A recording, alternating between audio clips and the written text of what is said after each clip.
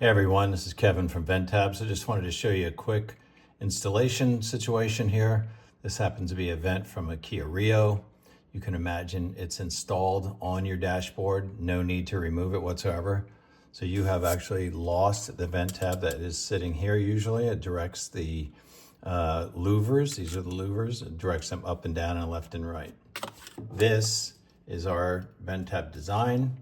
You can see that angle in the back basically clasps it to the back of the louver and locks it in place.